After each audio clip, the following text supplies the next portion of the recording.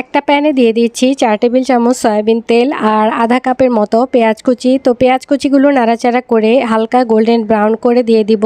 রসুন বাটা আধা চা চামচ আর পানি দিয়ে দিচ্ছি সামান্য পরিমাণে। হলুদ গুঁড়া আধা চা চামচ, মরিচ গুঁড়া 1 চা চামচ, ধনিয়া গুঁড়া 1 চা চামচ দিয়ে খুব ভালো করে কষিয়ে নিয়েছি।